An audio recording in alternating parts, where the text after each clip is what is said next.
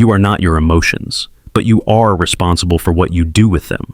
Think about the last time you said something in anger that you regretted within the hour. Or the time anxiety talked you out of an opportunity you still think about. Or the moment you snapped at someone you love over something that, looking back, was genuinely tiny. Here's what almost nobody tells you about those moments. It wasn't a character flaw. It wasn't you being dramatic or too sensitive or too much. What actually happened in that moment was a specific, predictable, almost mechanical process. Your brain detected something, made a split-second judgment about what it meant, and your body reacted before your rational mind even had a chance to weigh in. For the next 50 minutes, I'm going to walk you through exactly how emotions actually work. Not the vague greeting card version, but the real mechanism, and give you a practical system for working with your emotions instead of being ambushed by them. This isn't about suppressing how you feel, and it's definitely not about becoming a robot who never gets upset. It's about closing the gap between something happens and I completely lose control, so you get to choose your response instead of your nervous system choosing it for you. Section 1. The myth that's making you worse at this. Before we go further, we need to kill a myth that quietly makes emotional regulation harder for almost everyone. The idea that other people or outside events cause your emotions. It feels true. Someone cuts you off in traffic, and it feels like the other driver caused your anger. Your boss sends a curt email, and it feels like the email caused your anxiety. But here's the piece that gets left out. The same event can produce completely different emotional reactions in two different people, sometimes in the exact same person on two different days. If the event itself were the direct cause, that variation shouldn't be possible. What's actually happening is a two-step process. Step 1. Something occurs. An event, a comment, a memory. Step 2.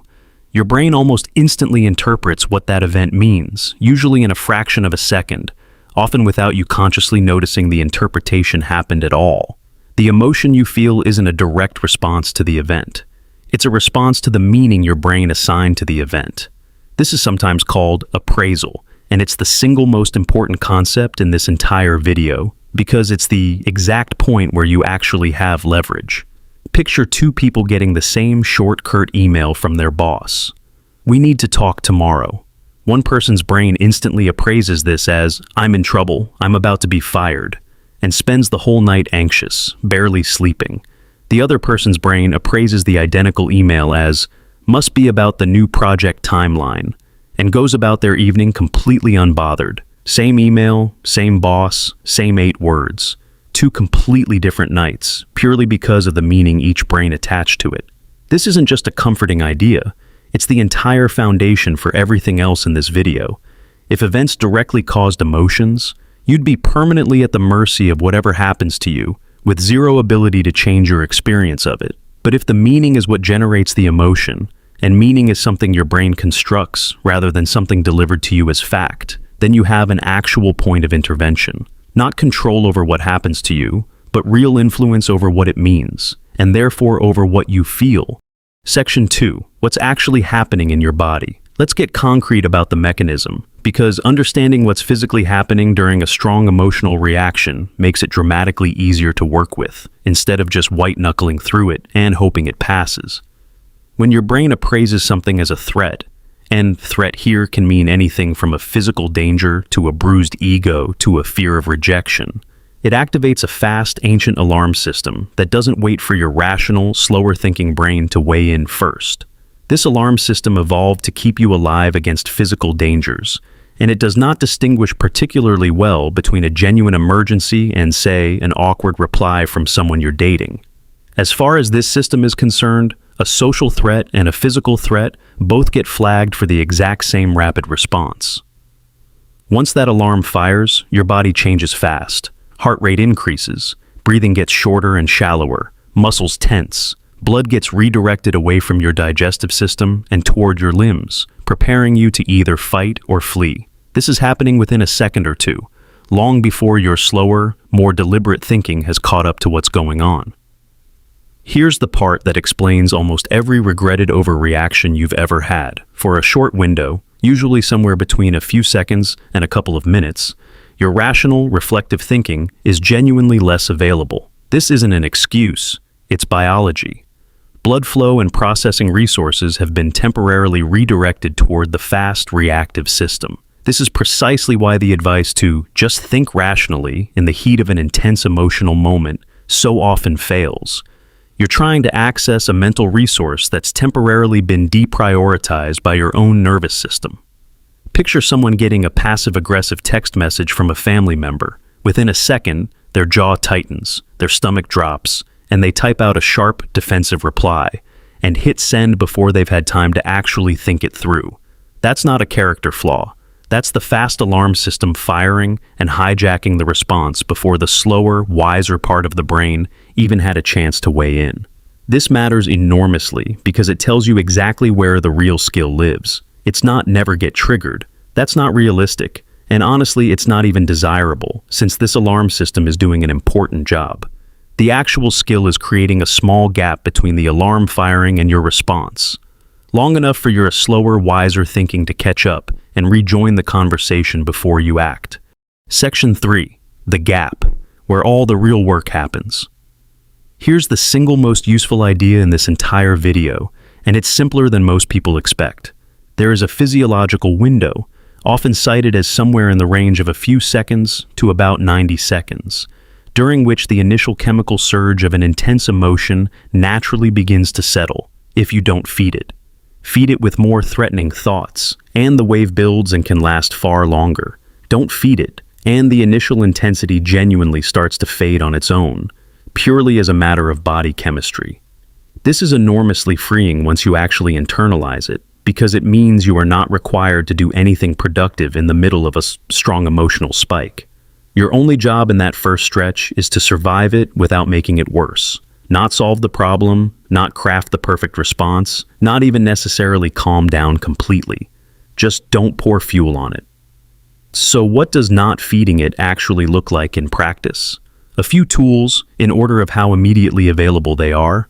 Slow, extended exhales. Your breath is one of the only parts of this entire fast-reacting alarm system that you can consciously control in the moment. A slower exhale than inhale, for example, breathing in for a count of 4 and out for a count of 6, signals directly to your nervous system that the immediate danger has passed, even before your thoughts have caught up.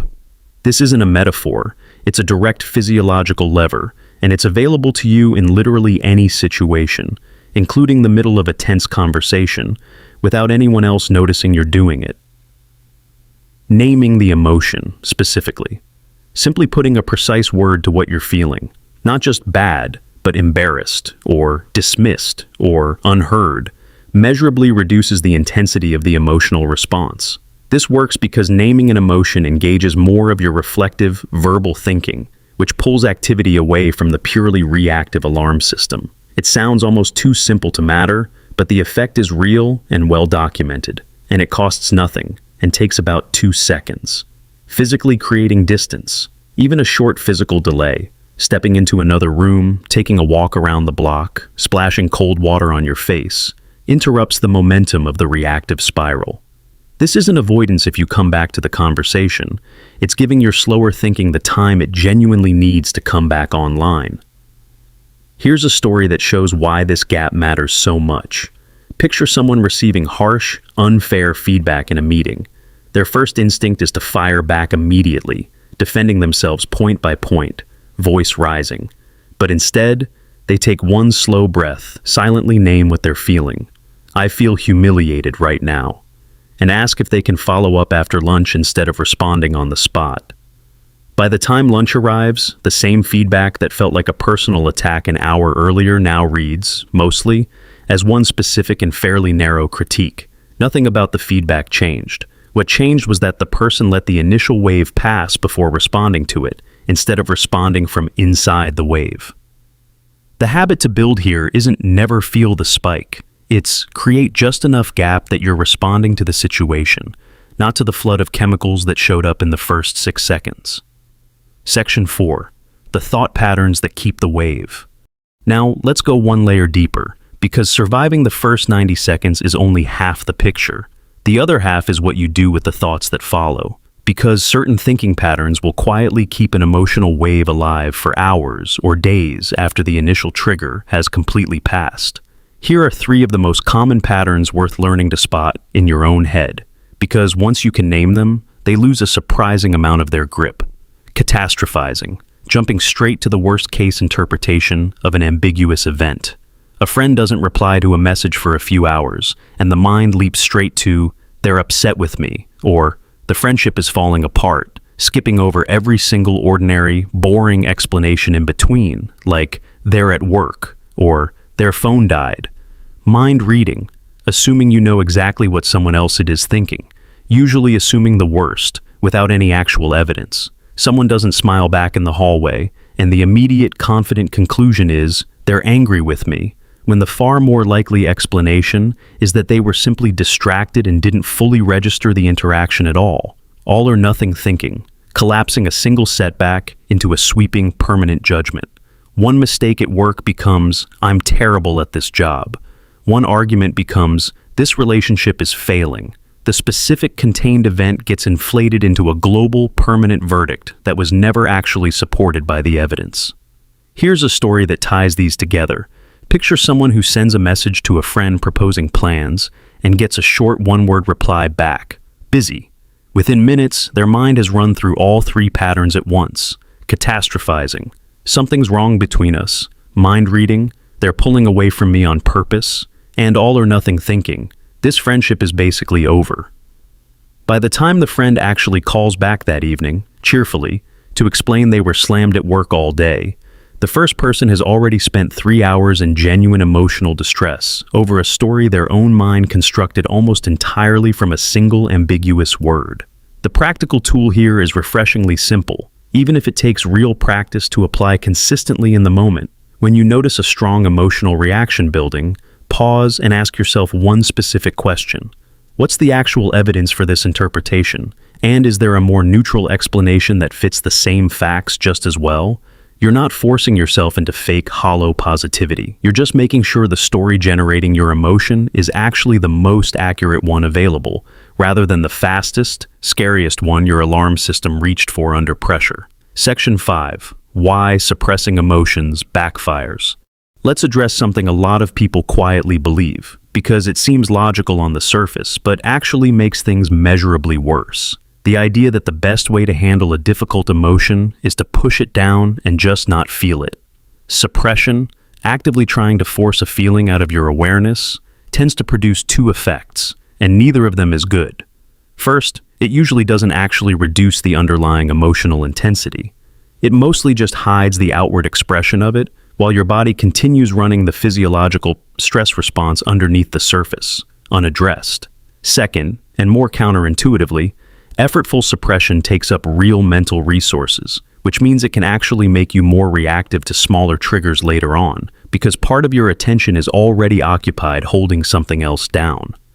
Picture someone who has a tense exchange with a colleague in the morning and decides to just push through and not deal with it, burying the frustration to get through the workday. By evening, they find themselves unexpectedly snapping at a family member over something genuinely minor, not because the family member did anything wrong, but because the original emotion never actually got processed. It just got rerouted, and it found the next available exit. The alternative isn't the opposite extreme either.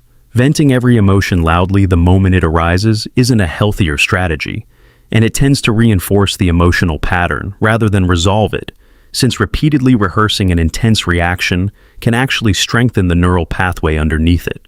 What actually works, based on how emotional processing functions, sits between those 2 extremes, acknowledging the emotion honestly without either burying it or being consumed by it. In practice, this looks like briefly and specifically naming what you're feeling, allowing yourself a short, contained window to actually feel it, even 90 seconds, standing quietly, breathing through it, and then consciously choosing your next action rather than either stuffing the feeling away or letting it drive your behavior unfiltered. This single shift from suppress it or explode with it to acknowledge it, then choose, is one of the most practically useful things you can take from this entire video.